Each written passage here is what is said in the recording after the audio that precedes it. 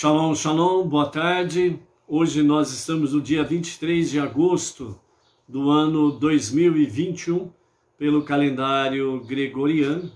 E pelo nosso calendário judaico, hoje nós estamos no dia 15 do mês de Elul, do ano 5781, a contar da criação.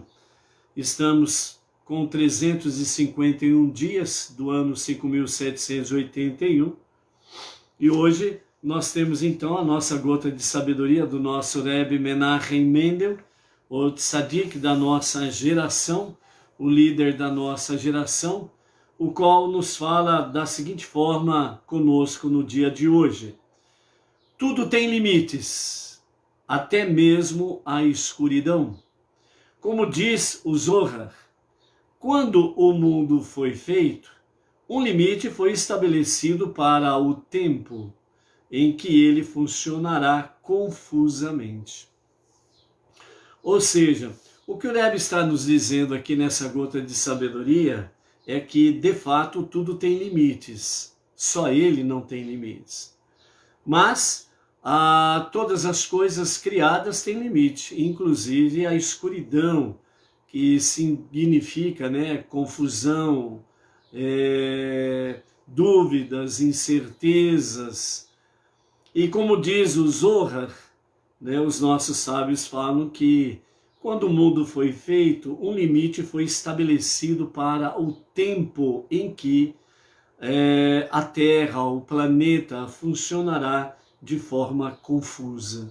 Então, isso nos mostra a realidade de que o tempo confuso não é para nós estarmos sendo dominados por ele, mas pelo contrário, é para nós termos a certeza de que o tempo confuso ele tem um limite. E o seu limite, hora que Deus vê de fato que querem realmente romper todas as barreiras, então a escuridão, a confusão ou a tentativa de estabelecer o caos em todo o planeta, significa que está chegando o seu ponto final.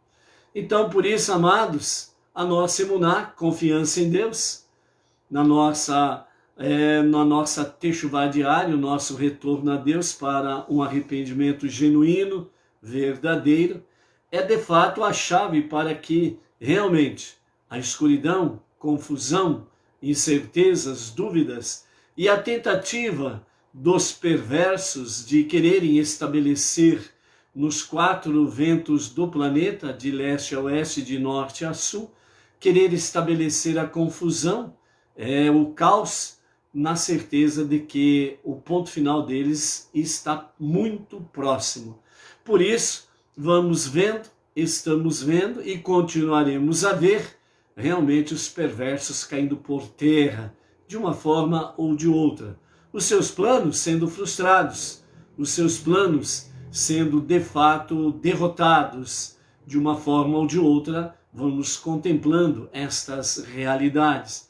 Portanto, assim como a escuridão ela tem o seu tempo para o seu finalmente, então os perversos têm o seu tempo para que finalmente chegue aquele momento em que ou vocês realmente fazem techuvá, retornem a Deus para um arrependimento genuíno, ou sofrerão as punições pelas suas ações.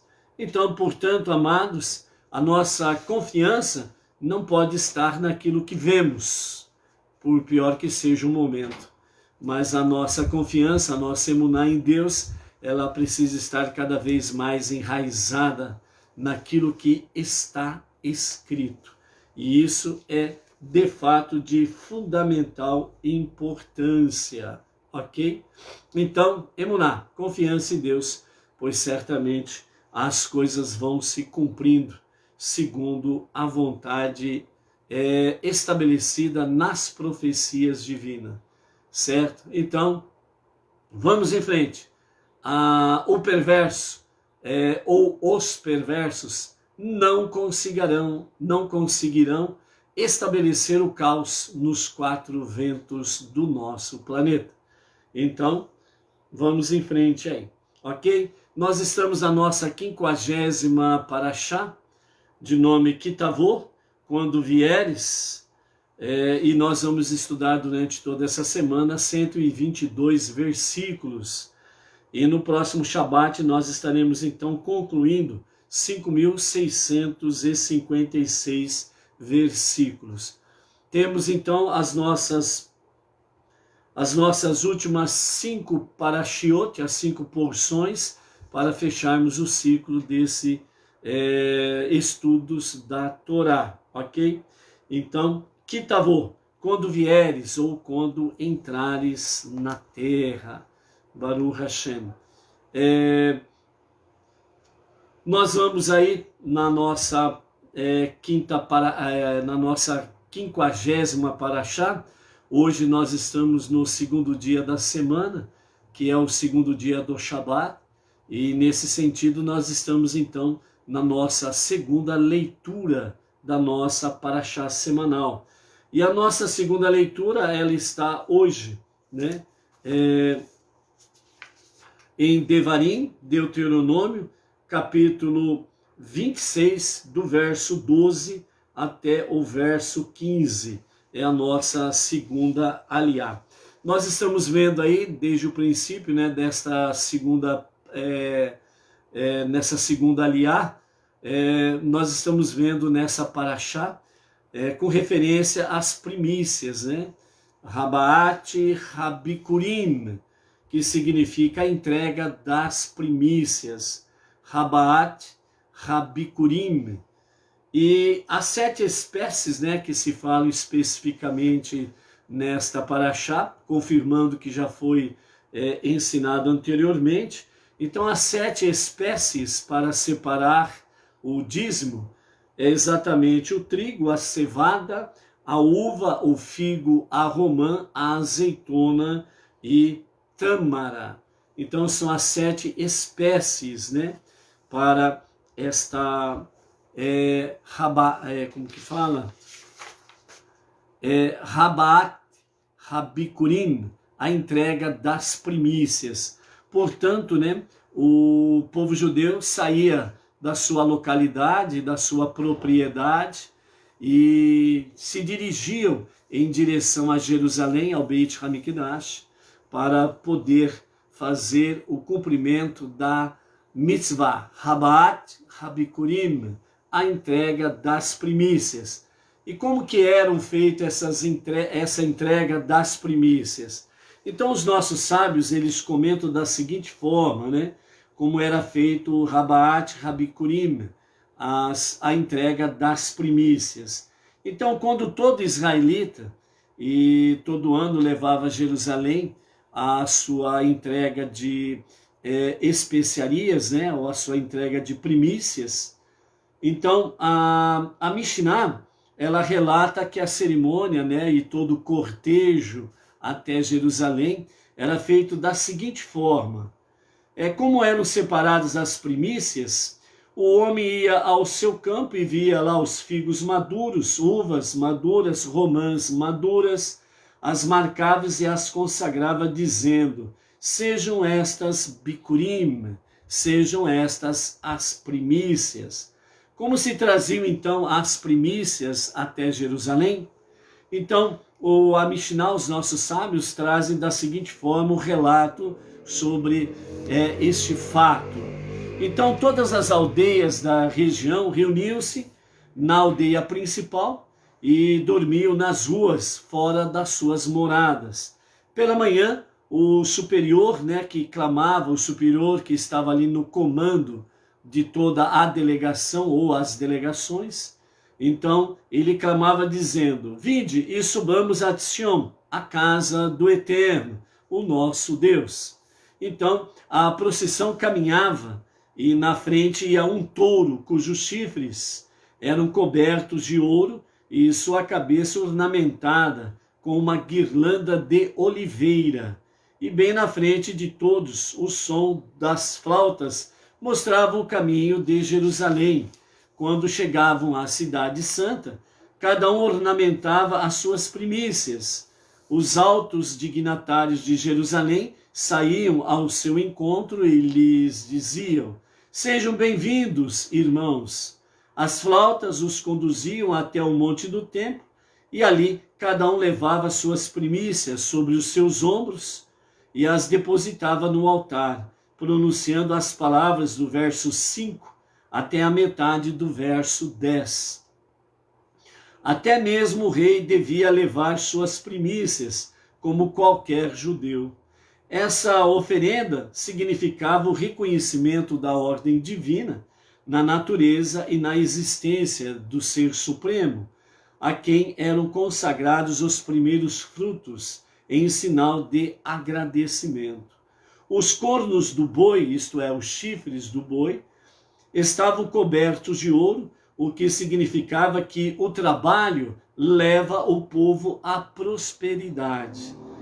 E só uma prosperidade baseada no trabalho é verdadeira, né? Então, aqui os nossos sábios falam, né, que se alguém realmente quer ficar rico, ou bem de vida, no modo de dizer financeiro e materialmente falando, é trabalhar honestamente. É só trabalhar corretamente e Deus o abençoa, né? Então, portanto, aquele que não gosta de trabalhar e não quer nada saber com o trabalho, né? Só tem uma maneira de ficar rico e não é uma maneira lícita, né?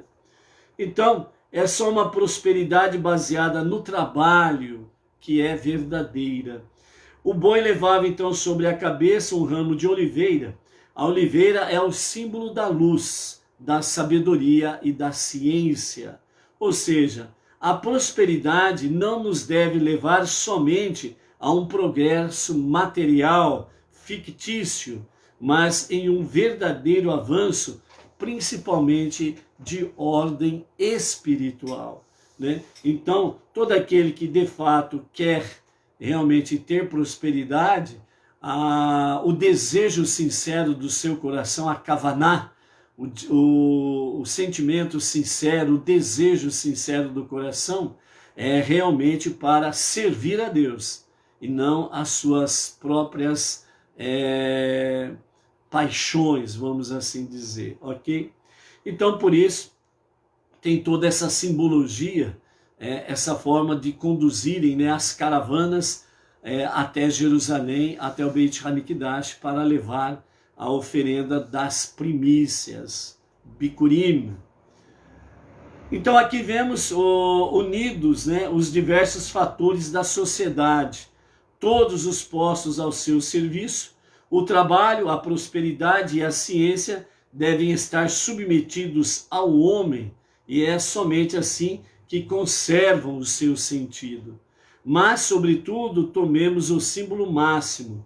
Adiante iam as flautas que mostravam o caminho para Jerusalém. O trabalho, a prosperidade social, né, a prosperidade social, a ciência e a sabedoria podem ser meritórias em si, mas também podem não cumprir inteiramente a missão que lhes tinha sido encomendada. O homem pode conhecer a próxima estação, mas não a meta final, e ficar no caminho, acreditando haver chegado ao seu destino. Todos os grandes atributos humanos não têm nenhum valor se não são dirigidos ao ideal supremo, né?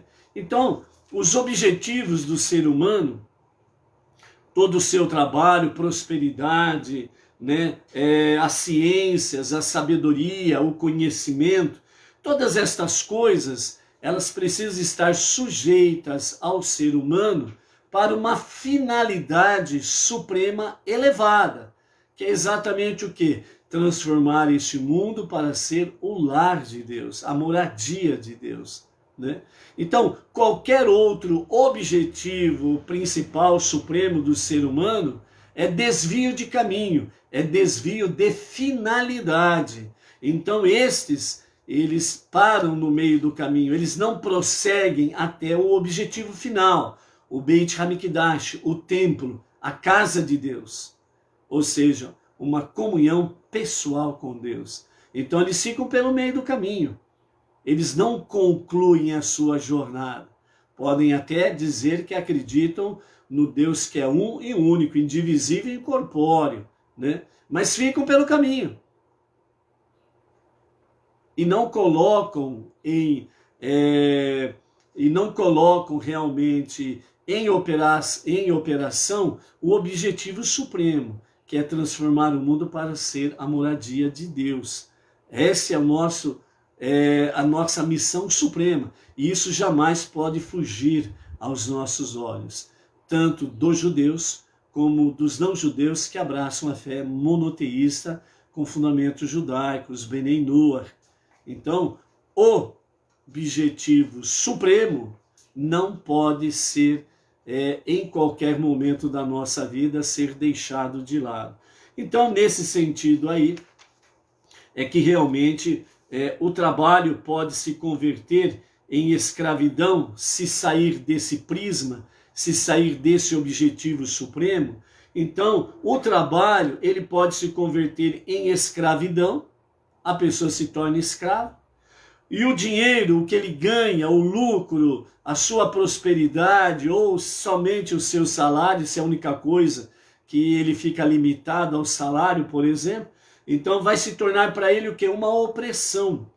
Então, em riqueza e em pobreza, seja tanto de forma a pessoa ter em abundância, como não ter em abundância, apenas aquilo ali, ou na riqueza ou na pobreza, de fato o dinheiro acaba ali sendo motivo de opressão. Ele fica escravo do trabalho, escravo do dinheiro, e significa que ele fica escravo do seu ego, ele fica escravo do seu eu, e aí ele sai da finalidade, desvia do objetivo supremo, que é transformar esse mundo para ser o lar de Deus, e aí então ele fica à beira do caminho, fica no meio do caminho e acaba ficando escravo de si mesmo, escravo dos outros e assim sucessivamente. Então, dessa forma, se ele não coloca, né, no serviço do bem a ciência, a sua vida, o conhecimento, a sabedoria, a obediência aos mandamentos do Eterno, se ele não coloca isso em obediência, então ele de fato acaba ficando escravo. E nesse sentido aí, quando ele se desvia da finalidade, quando ele se desvia da finalidade suprema, que é o bem maior, que é transformar o mundo para ser o lar de Deus, então realmente tudo na sua vida está, mesmo que ele não venha admitir, na realidade tudo está a serviço do mal. Tudo estará a serviço do que é negativo, ruim, quer ele aceite ou não, quer ele tente justificar, né? Não estou matando ninguém, não estou roubando ninguém, por aí afora vai, desculpinhas aqui não faltarão, mas, sem sombra de dúvidas, todas as finalidades da sua vida será para o mal.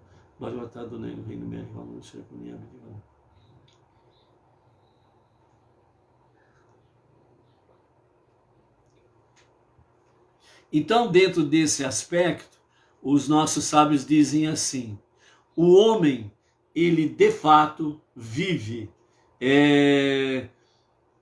sobre uma espada de dois gumes, ou seja, ele sempre está em perigo. Então, por isso, o nosso foco realmente na vontade soberana de Deus é para que nós possamos, sem sombra de dúvidas, cumprirmos a nossa missão suprema. E por que estamos, de fato, né, sobre uma espada de dois gumes, né? Quer dizer, nós estamos sempre no fio da navalha, né? Sempre naquela corda bamba, modo de dizer, significando aqui, se nós desviarmos os nossos olhos da nossa missão suprema, transformar o mundo para ser o lar de Deus, então nós estamos numa corda bamba, estamos no fio da navalha, nós estamos correndo sério perigo.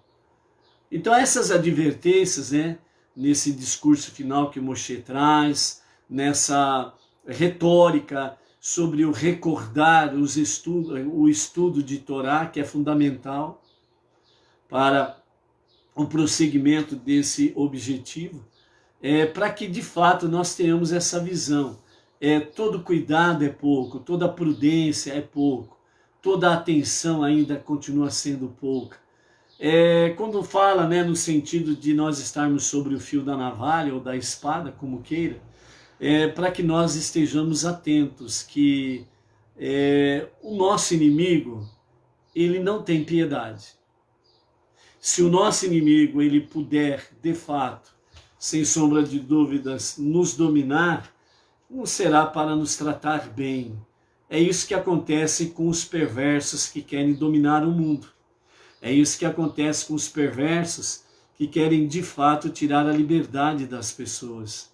É isso de fato que os perversos querem dominar as pessoas, fazendo com que elas eliminem a consciência divina e a consciência de família.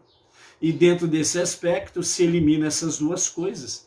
Então as pessoas estão à mercê dos perversos. E eles não querem nada de bom para nós. Então, nesse sentido, nós precisamos realmente estarmos atentos. E por isso, o nosso caminhar na luz da Torá, na luz dos olhos de Deus, é importantíssimo para nós. Por isso, as 5 bases, né, da nossa vida, a Teshuvá, Tefilá, estudo da Torá, 7 leis universais, a Tzedakah, são importantíssimas, somadas, né? Não uma coisa para cá, outra coisa para lá. Somadas, como 1 mais 1 são 2, como 2 mais 2 são 4, certo? Então é uma soma. Eu faço isso, mas não faço aquilo. Negativo. Então, as 5 bases, os 5 alicerces para nós, Beneinô, é importante que nós estejamos vivenciando esta realidade no nosso dia a dia. Então, entre outras coisas, né, Rabaat, Rabikurim, a entrega das primícias, é muito importante nesse sentido aí. Ok? Baruch Hashem. Leocádia Pereira, é lá de Colombo, próximo a Curitiba, Paraná. Shalom, shalom, boa tarde. A Marli Stael Silva Monteiro, lá de Vitória, Espírito Santo. Shalom, shalom. Quem mais está aí? Nós temos aí a Malu, lá de São Sebastião, né? Distrito Federal, Brasília. Shalom, shalom. A Inês Martins, aqui de Pirajuí. Shalom, shalom, Inês. A Maria Luísa Freitas, de Palmas, Tocantins. O Luiz Ribeiro, de Itaquera Grande, São Paulo. Né? Baruch Hashem. Quem mais está por aí? Dá um shalom aí, né? Também, né, queremos aí aproveitar e mencionar aí as seguintes pessoas e seus familiares, né, que sempre estão aí conectados conosco, né? O André Olicheski, né, de Ponta Grossa, Paraná. A Sara Bauer, lá do Rio de Janeiro. O Cardoso de Lima, São Paulo. O Joel Silva, de Canoas, Rio Grande do Sul. E Emiliane Oliveira, Barra do Piraí, Rio de Janeiro. A Flávia Americano. A Elaine Paixão, de Belém, Pará. Baruch Hashem, né? Também, né, o nosso shalom aí, a Donária do Carmo, lá de Lisboa, Portugal. Ok? Bom, à medida que for aparecendo as pessoas aí, nós vamos falando um shalom aí, ok? Os nossos, né, sábios continuam nos dando a instrução devida sobre a questão de Rabaat, Rabikurim, né, que é exatamente a entrega das primícias, né? Então nos fala que o mandamento das primícias, ela nos ensina que o nosso vínculo com Deus fundamentalmente transcende até a própria Torá. Em condições normais, o nosso relacionamento com Deus é definido pela Torá e se efetua, né, por meio das diretrizes da Torá, que especificam como devemos viver e como deve ser o nosso contato com Deus. Porém, há situações em que a aliança com o Eterno, ela prevalece sobre a Torá. Por exemplo, se um judeu viola parte da Torá ou não por sua culpa, não teve contato satisfatório com a Torá e, portanto, ainda precisa aceitá-la como guia para a vida, mesmo assim continua sendo judeu. E a aliança que o liga a Deus permanece tão intacta quanto a de qualquer outro judeu. Tais pessoas são primícias de Deus e seu lugar é o templo. Essa essência interior simplesmente foi ocultada pelas circunstâncias, né? Então, nesse sentido aqui, né, o judeu não praticante, não religioso, o judeu que se assimilou entre as nações, segundo os nossos sábios, eles continuam sendo realmente primícias para Deus.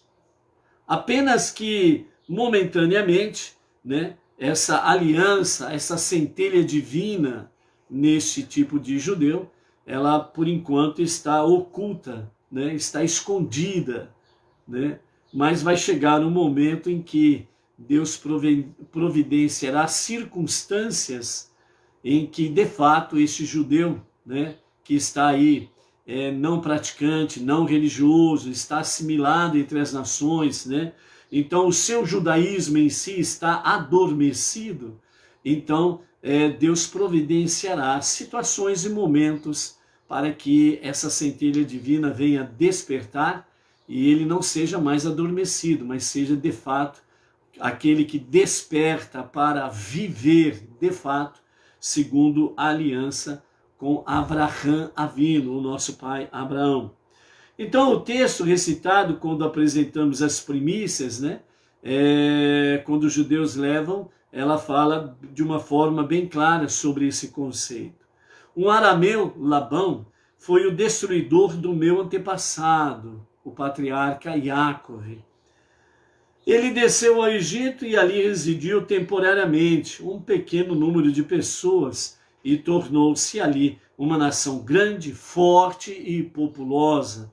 Os egípcios nos trataram cruelmente, afligiram-nos e nos impuseram trabalho duro. Então clamamos a Deus, o nosso Deus. E ele nos tirou do Egito e trouxe-nos a este lugar, o templo.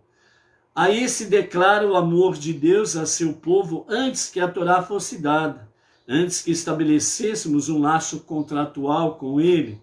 Com essas palavras invocamos a relação de Deus conosco, que transcende a própria Torá, né? Então, nesses dois exemplos aqui, nós vemos, né, o judeu adormecido e o povo israelita que foi resgatado do Egito antes da outorga da Torá.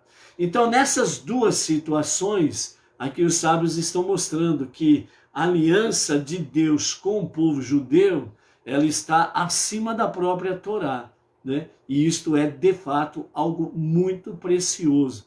E significa que nada, ninguém e nenhum sistema novo, renovado e restaurado, seja o nome que der a segmentos religiosos, que são múltiplos que dão por aí afora, vai, né?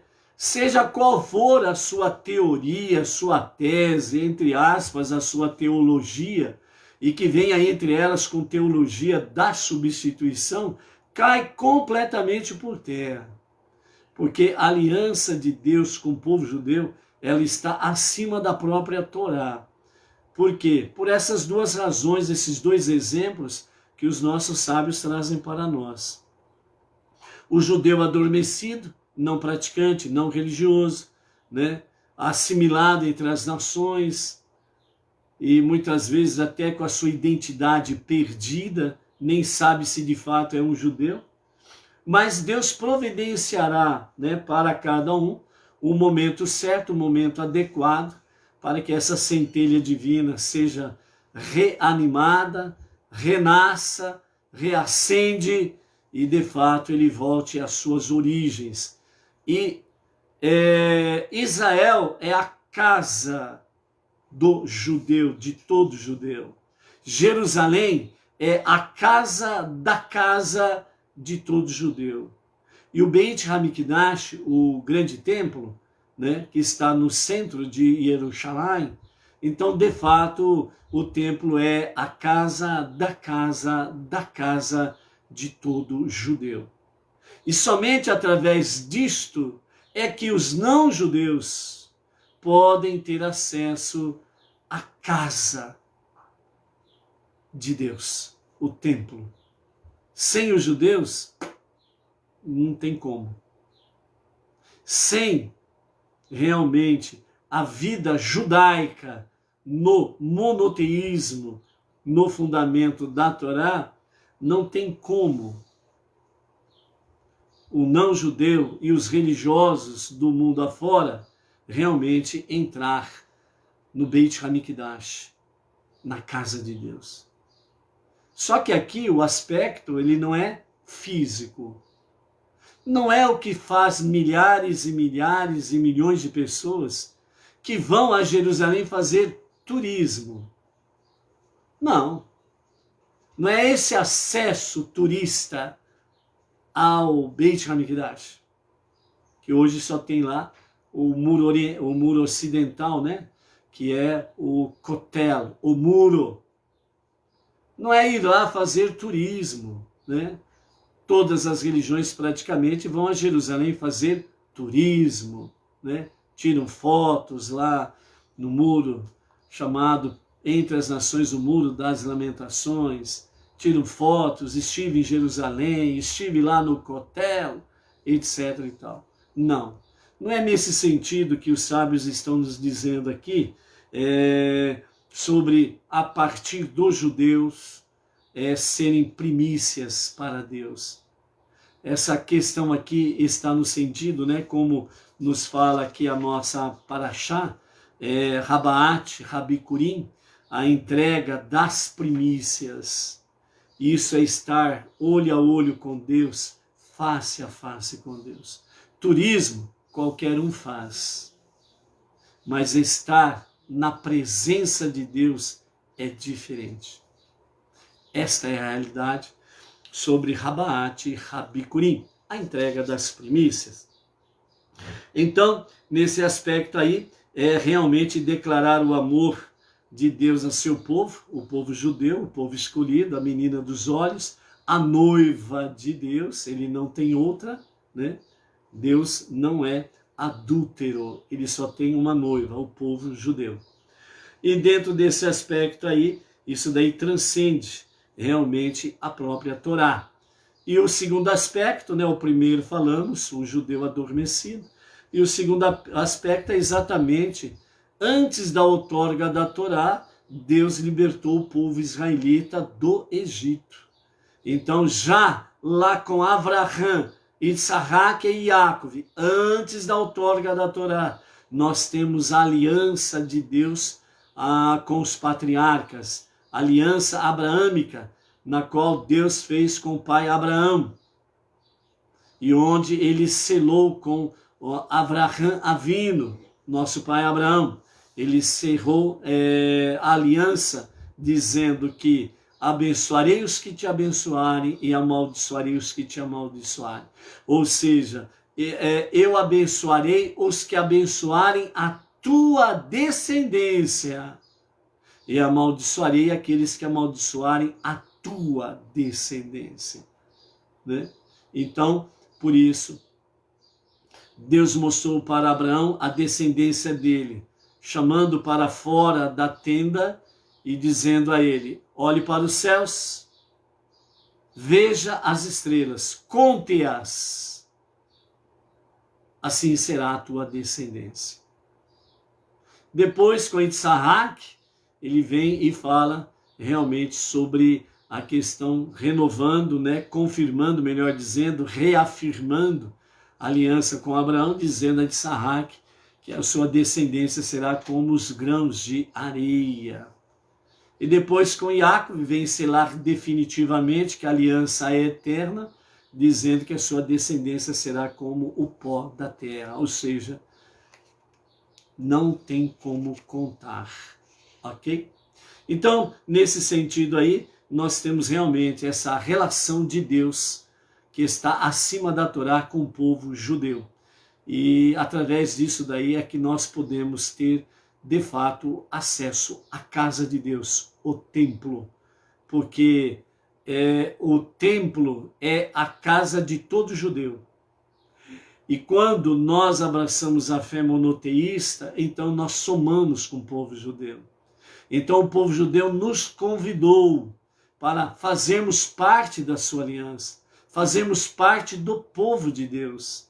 Então todo não judeu, quando atende o chamado dos judeus para retornar ao verdadeiro caminho, conhecer e viver o verdadeiro monoteísmo com fundamento judaico, com orientação rabínica, então estes realmente estão ombro a ombro com os judeus, fazendo parte do povo judeu, fazendo parte da aliança, e dessa forma temos acesso realmente à casa de Deus, ok? Então, dentro dessa questão intrínseca, né, que constitui essa relação de Deus e o povo israelita, que constitui a base da aliança, e por isso também é apropriado que essa paraxá se denomine Ki-Tavô, ou seja, quando entrares na terra. Entrar na terra pareceria ser nada mais que um pré-requisito para viver nela e cumprir os mandamentos que só ali podem ser executados. Contudo, a lição fundamental da paraxá é que tudo à nossa volta pertence a Deus.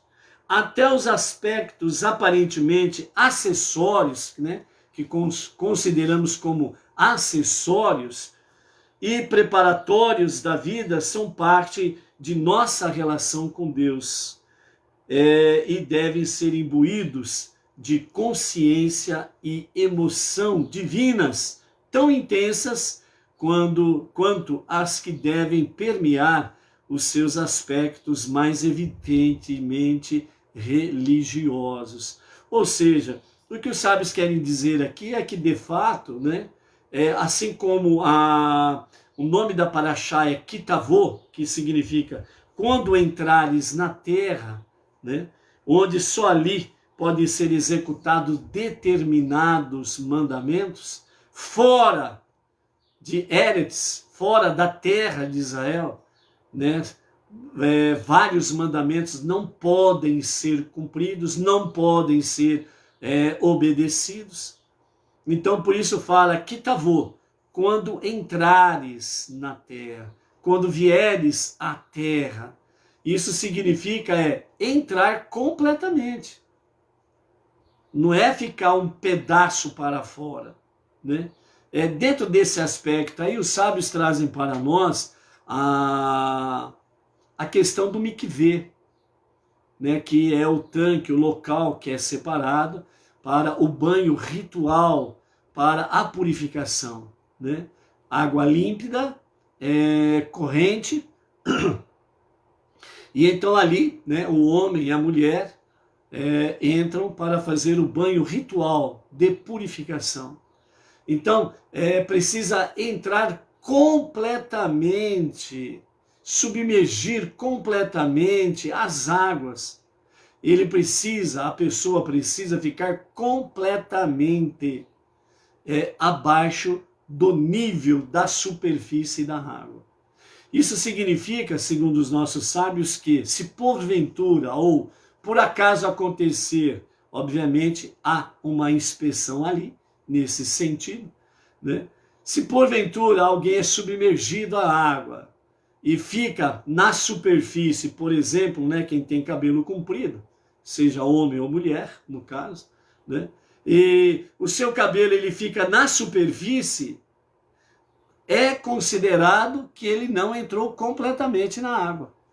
Então, aquela ou mecha ou fio de cabelo precisa ser submergida também.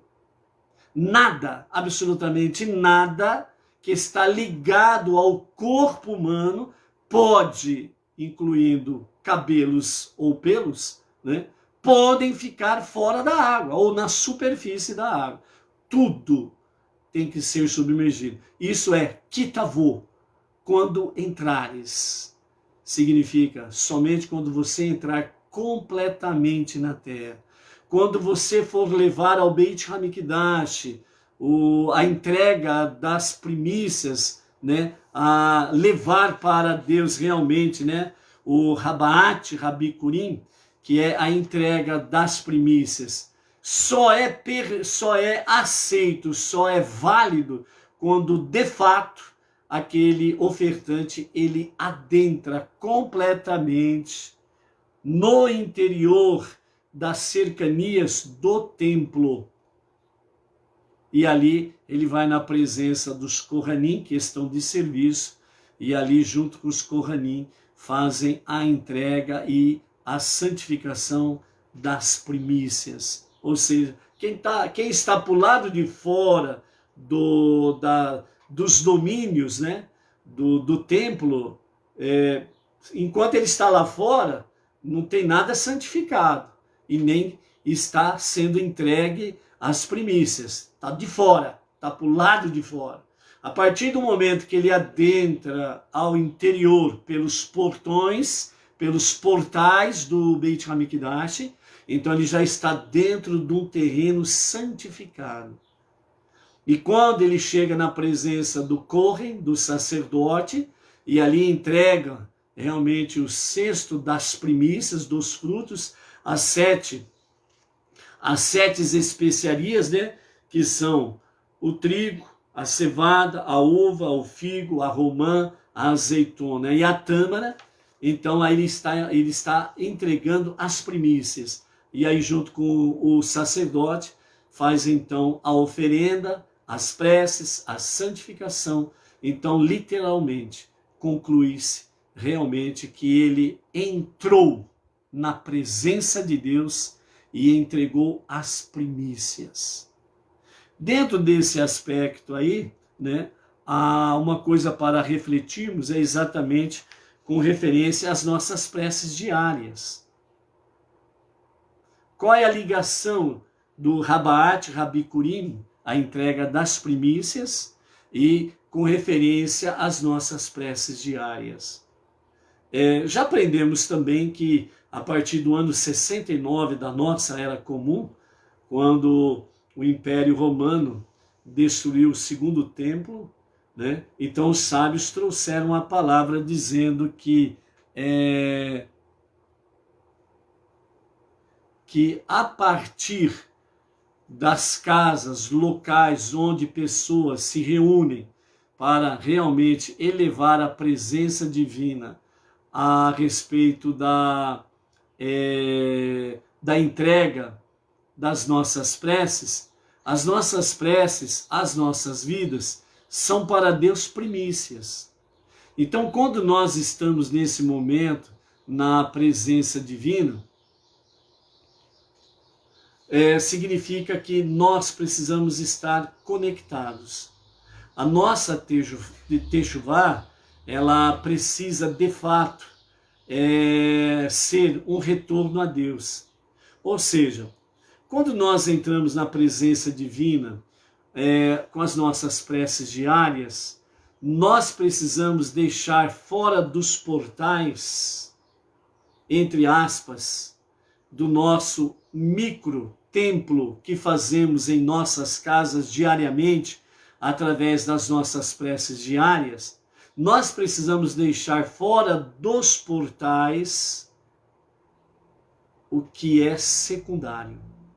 E nós precisamos, de fato, estarmos numa conexão com Deus, através das nossas preces diárias, mas focados.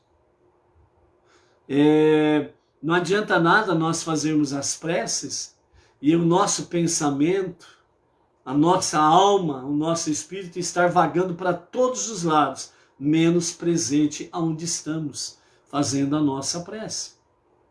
Então, as nossas preces, elas precisam ser para Hashem, junto com as nossas vidas, primícias. E nessas primícias significa que nós precisamos estar conectados, focados em Deus. Então, é um exercício diário que nós vamos fazendo no sentido de doutrinar a nossa mente que nos momentos de prece, as coisas seculares fiquem lá fora e seja a nossa conexão com Deus. Isso nós não conseguimos da noite para o dia, é um exercício diário. Então, nesse exercício diário, o que acontece? Naquele momento que você está fazendo as suas preces, repentinamente você se pega, né, pensando em coisas A ou B ou C que estão fora dos portais, que estão fora dos teus portões, fora dos teus domínios, fora da tua casa, fora deste momento precioso que você está em comunhão, em contato com Deus. Então, exatamente nesse momento é que você, vigilante, você então repudia isso, né? E você volta a ficar focado ali. Então, esse exercício diário, ele vai fazendo com que nós estejamos devidamente, como diz o salmista, né? Nós estejamos devidamente, né, adestrados para a peleja, para a batalha. E vai chegar aquele momento em que nós estamos tão fortes no exercício que realmente nós não estaremos vagando fora dos portais, mas uma conexão direta com Deus.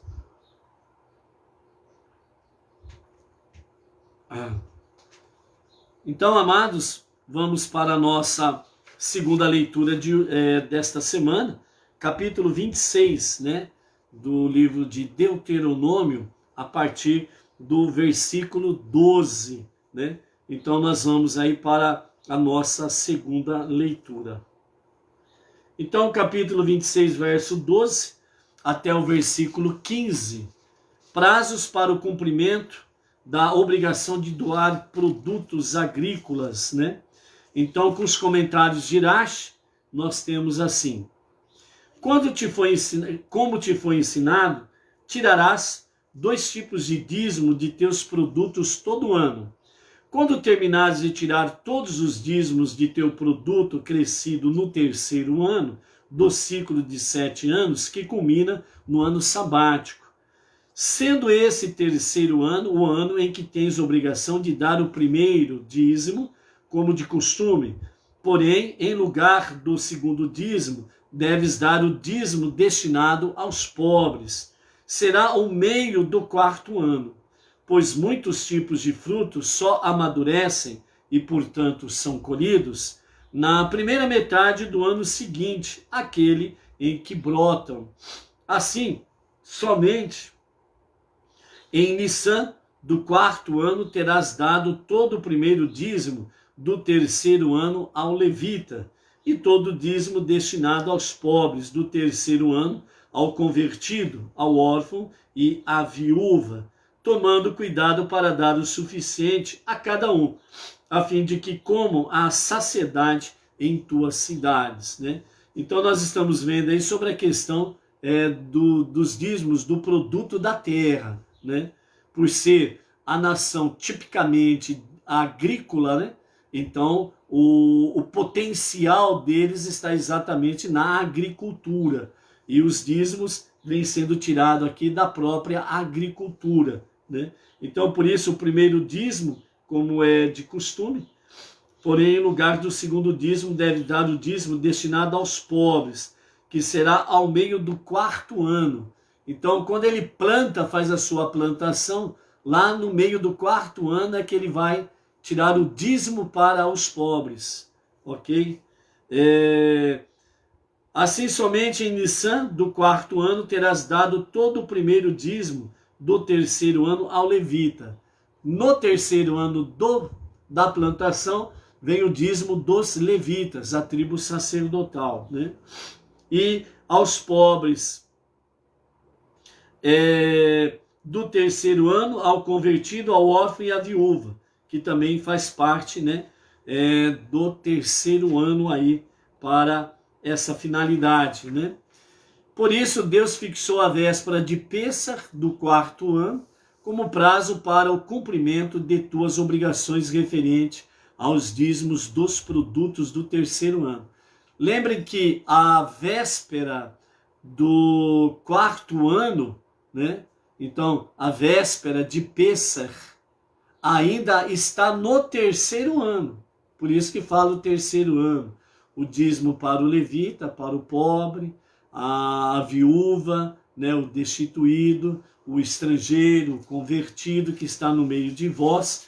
Então, é para ser dado ali devidamente, né, o dízimo para estes, certo? Então, até a véspera, até o encerramento da véspera de Pêssar, ainda está no terceiro ano. Ao pôr do sol da véspera de Pêssar, aí entra no quarto ano das produções.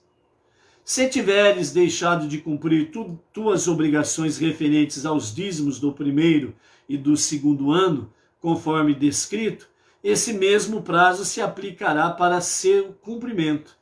Tendo quitado todas essas obrigações até a data mencionada, declararás no sétimo dia de Pêssar diante de Deus, teu Deus, declararás: tirei da minha casa o segundo dízimo e o fruto do quarto ano, ambos considerados sagrados, porque têm de ser comidos na cidade do templo sagrado.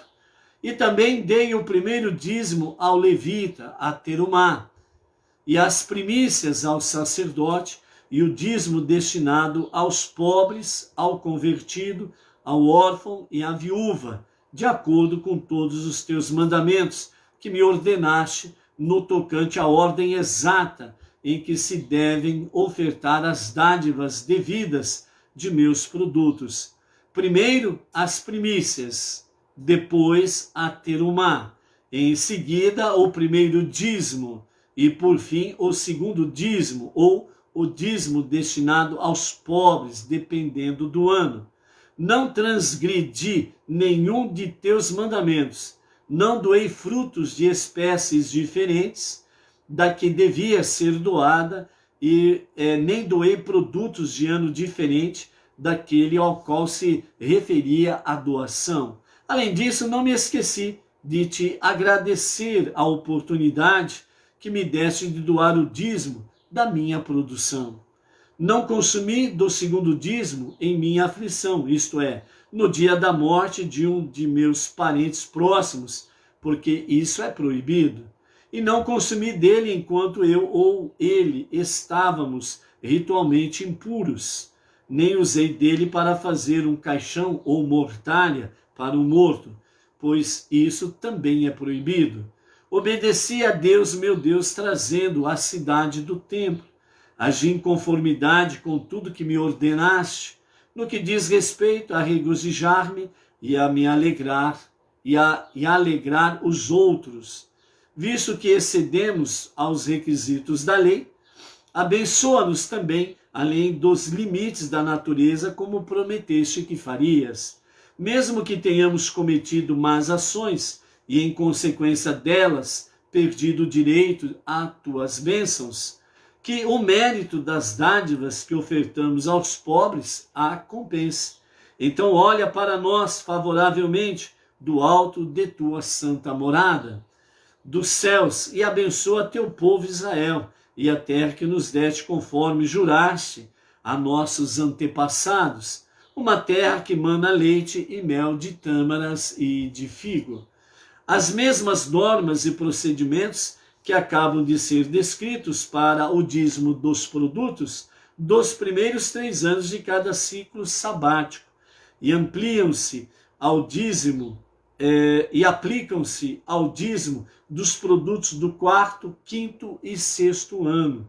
Portanto, assim como tens de cumprir tuas obrigações referentes ao dízimo dos produtos dos primeiros 3 anos até a véspera de Pêssar, do quarto ano, deves similarmente cumprir tuas obrigações referentes aos produtos do quarto, quinto e sexto ano, até a véspera de Pêssar do 7º ano. E assim como tens de declarar no templo, no 7º dia de Pêssar do 4º ano, que quitaste tuas obrigações referentes aos produtos dos primeiros 3 anos. Deves também declarar no templo, no 7º dia de Pêssar do 7º ano, que quitastes tuas obrigações referentes aos produtos do quarto, quinto e sexto ano. Aqui então nós encerramos a nossa segunda aliá. De fato aqui a ordenança para o povo judeu com referência a Rabaat Rabikurim, a entrega das primícias, ela tem, né, aqui não podemos esquecer que Moshe está fazendo um discurso final, um discurso de despedida, e nesse sentido ele está recapitulando, rememorizando alguns detalhes dos mandamentos e colocando alguns mandamentos novos que Deus deu a Moshe no Monte Sinai, mas que eram para ser revelados agora, no momento que eles entrariam na terra prometida, Kitavô, quando entrares na terra prometida, né? Então, nesse complemento aqui, então há muitas diretrizes, detalhes e pormenores, especificamente para o povo judeu sobre as primícias, que só são realizados em Eretz Israel. Somente na terra de Israel, essas questões todas sobre os dízimos dos produtos da terra que são aplicados, e somente quando o templo está em pé, ok? Enquanto o templo está em pé.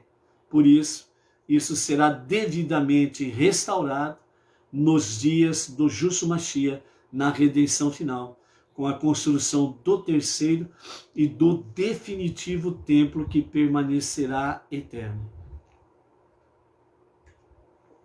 Então, como diz a profecia, os instrumentos de guerra serão transformados em aparelhos agrícolas. Então, toda a terra, todas as nações produzirão ótimos e excelentes produtos, saborosos e suculentos. Em Eretz Israel, isso será melhor ainda, né? E aí os que estão em Israel, ali estarão realmente fazendo Rabaat Rabikurim, né? Lembrando que, segundo os nossos sábios, né, Eretz, a terra de Israel, ela se expandirá, ou seja, suas montanhas se tornarão planas. Onde há realmente a depressão geográfica, elas se elevarão para ficarem planas, ou seja, as montanhas escorregam e se expandem e ficam planas. O que está na depressão, eles se elevam e ficam planas, ou seja, a terra de Israel, ela se expandirá. Até onde? Ainda vamos aprender isso daí, se, né, as revelações chegarem antes da revelação do justo Mashiach, ok? Então, certamente alguma palavra dentro desse aspecto de realmente o expandir o território, né, possa haver aí entre os escritos dos sábios, que ainda não sabemos completamente, né, mas poderá acontecer realmente que saibamos logo esta realidade. Até onde se estenderá a terra de Israel? Até onde, né, vai pegar os territórios, vai se expandir os territórios vizinhos, né, até onde irá, ok? Lembrando que os judeus do mundo inteiro retornarão para Eretz Israel, ok? Então, dentro desse aspecto aqui, de fato, há muitos detalhes a serem aprendidos. Por isso nós temos aí, né, nesse sentido, a terumá, que primeiramente podemos esquecer que são as primícias, Rabikurim. Então as primícias são entregues no Beit HaMikdash. A primeira questão são as primícias entregues a Deus nas pessoas dos levitas, dos sacerdotes. Depois nós temos a terumá, a doação, né, para o Corre, né? O macer, o dízimo para os levitas, né, a tribo de Levi. E todo judeu também deve separar o macer sheni, que é o segundo dízimo, né, comê-lo em Jerusalém, essa parte segunda aqui, né? O segundo dízimo, e em alguns anos deve-se dar também o Maser Ani, que é o dízimo para os pobres, né, no lugar do Maser Sheni, que é o dízimo, o segundo dízimo, né? Então deve seguir algumas leis para cumprir a mitzvah de forma adequada. Não se deve separar menos do que 1/10 de colheita, ou seja, o famoso 10%, achando que poderá separar uma parte extra da colheita do outono, né? Não se pode também comer o segundo dízimo quando se está enlutado por um parente morto que ainda não tenha sido sepultado. Quem é que verifica se o indivíduo separou a quantidade adequada de cada tipo de macer, de cada tipo de dízimo? Quem fiscaliza se o dízimo está correto? Sabemos, infelizmente, né, que muitos segmentos religiosos aí usam, né, de fato, os dados estatísticos, né, da tesouraria, usam, infelizmente, de forma negativa, né? A liderança religiosa vai lá com o tesoureiro, dá uma mexericada no livro da tesouraria e vê lá, ó, fulano deu dízimo, um mês deu X, outro mês deu Y, não sei o que lá. Um mês deu mais, outro deu menos e outro deu menos ainda. Outro deu no mês, deu o dízimo, no outro mês não deu, no outro mês também não deu, né? Então aí fica aí, né? Depois vai lá no púlpito, né? E acaba cobrando o dízimo, né?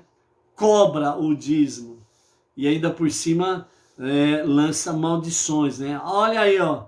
Quem não está dando dízimo, né?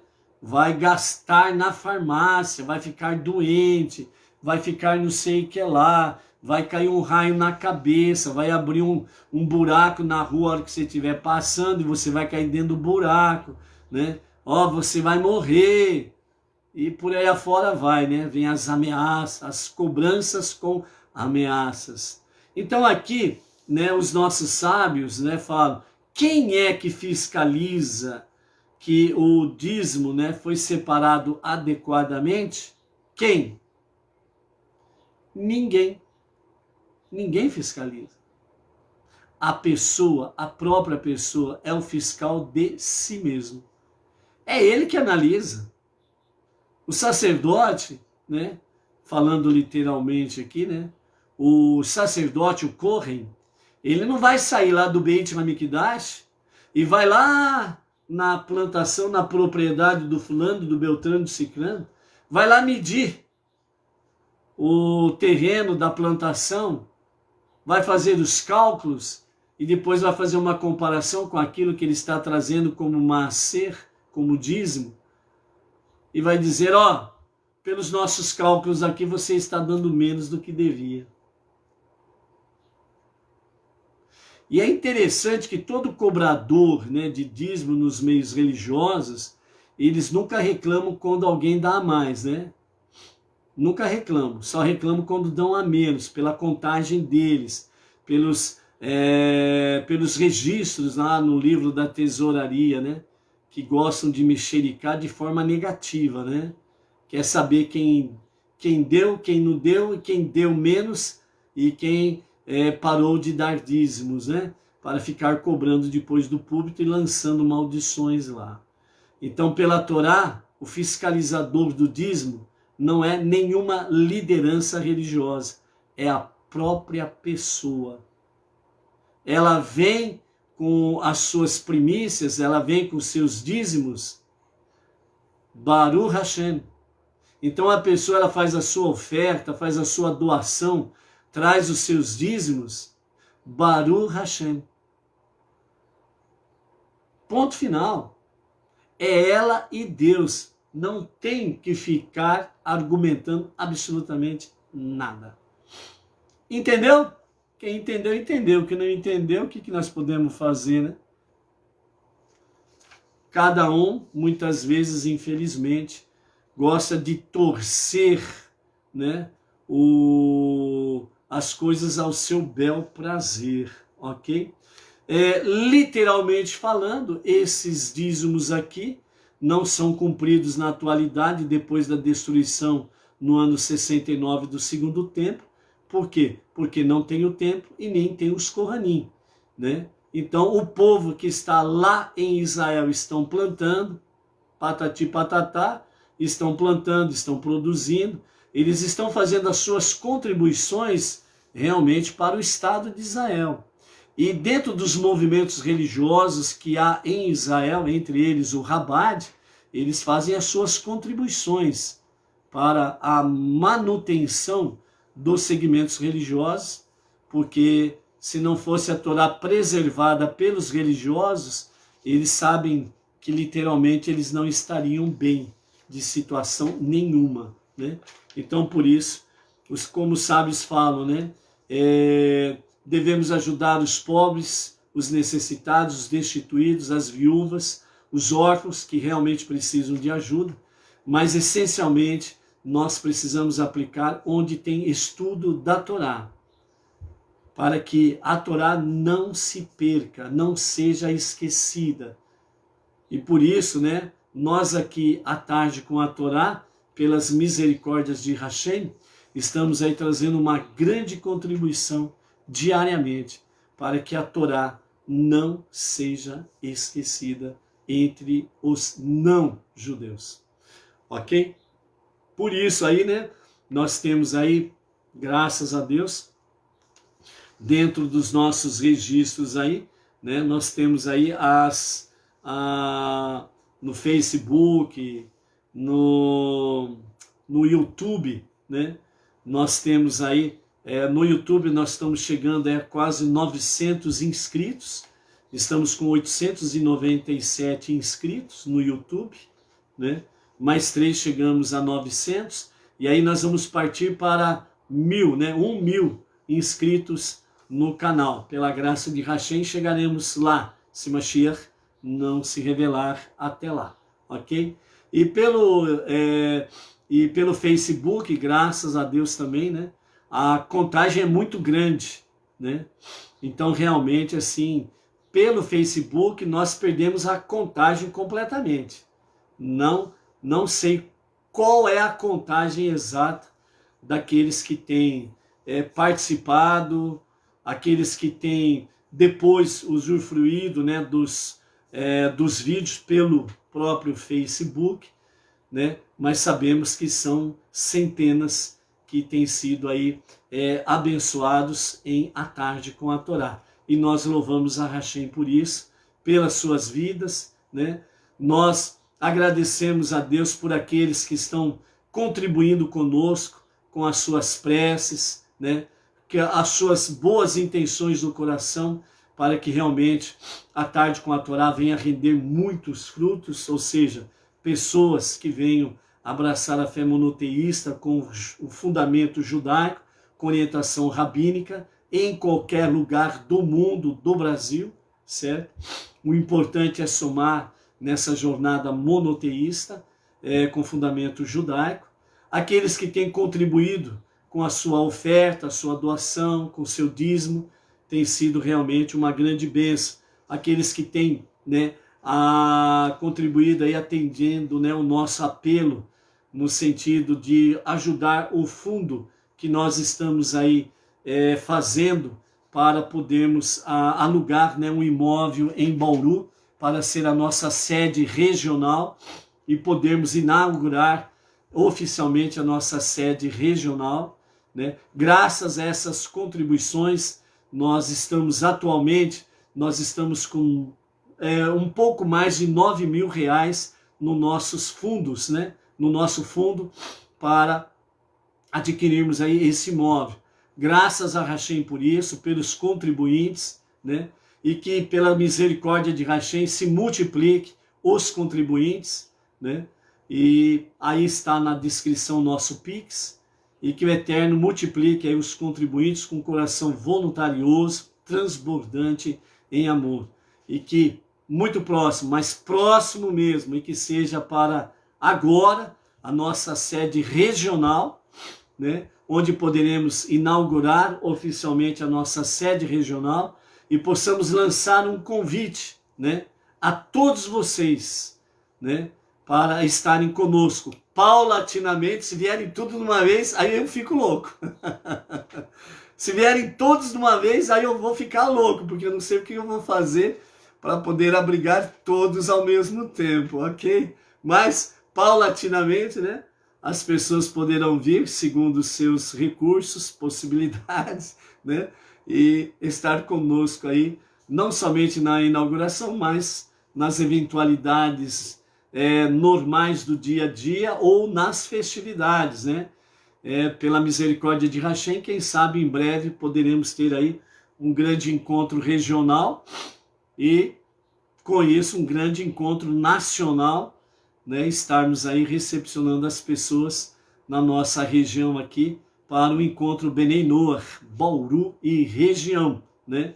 E eu tomei posse também, não somente da questão que acabamos de falar, mas eu também tomei posse da palavra, né, que a nossa irmã aqui de Bauru, a Vera Amâncio, né, falou num determinado dia, alguns meses atrás, dizendo: quem sabe teremos, além da sede regional, teremos também uma escola secundária, né, para os filhos dos Benei Noach, para que as crianças já aprendam desde cedo as sagradas letras, né, e com isso poderemos ter aí, né, um colégio Benei Noach, Bauru e região, né? É impossível isso? Não, não é. É possível, porque Deus tem os seus planos. E o plano fundamental de Deus é a revelação do justo e o verdadeiro Mashiach para a redenção final. Então, quanto mais estudo de Torá se faz, quanto mais se expande, né, o estudo da Torá com aquilo que é pertinente aos não-judeus, da Kabbalah, da Mishnah, né, isso está trazendo de fato, né, os conhecimentos revelados pelos nossos sábios, né, Shimon Bar Yochai, por exemplo, no sentido de expandir cada vez mais o conhecimento da Torá, os segredos, os mistérios pertinentes aos não-judeus através da Torá, e nesse sentido aí possamos, né, adentrarmos cada vez mais, né, em Kitavô, quando entrares, né, no sentido aqui, aplicando isso para as nossas vidas Benei Noach, Kitavô, quando entrares, né, realmente na presença divina, na jornada monoteísta, que nós venhamos entrar de fato com todo o nosso corpo, com toda a nossa alma, com toda a nossa consciência e com toda a nossa racionalidade, a nossa razão e o nosso coração, verdadeiramente, completamente imbuídos nesse propósito da unidade e da unicidade de Hashem, do conhecimento da Torá e os seus segredos, para que a revelação do justo Mashiach aconteça rapidamente, que seja para os nossos dias, que seja para agora mesmo. Amém. E dentro destas coisas, os nossos sábios falam, né? Com a revelação do justo e verdadeiro Mashiach, o que será curado, transformado, é aquilo que é negativo, ruim, mal, doente. E aquilo que é bom vai permanecer e será ainda com uma dimensão maior. Então, se nós tivermos, né, na época da revelação do justo Mashiach, nós tendo um exemplo nosso que se estenda a todos os lugares, né, tendo a sede regional e a escola secular para Benei Noach, para os filhos dos Benei Noach, né, isso será aprimorado nos dias de Mashiach. Não se acabará, será aprimorado, né? E isso é bom. Por quê?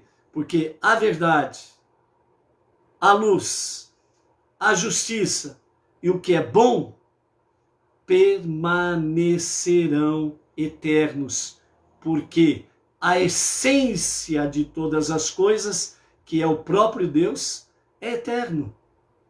e ele vai fazer permanecer o que é bom, o que é justo, verdadeiro, o que é luz.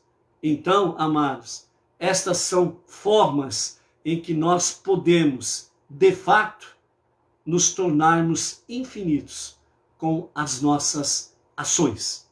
Por isso, seja de fato cada vez mais luz, seja cada vez mais forte, ousado, acredite, tome posse e faça, participe, seja participante em tudo aquilo que seja para divulgar o estudo da Torá, as 7 leis universais, para fazer com que a unidade e a unicidade de Hashem seja conhecido em todos os cantos, para que seja abreviado os dias de Mashiach, que seja para agora mesmo. Amém. Amém. Até amanhã. Shalom, shalom.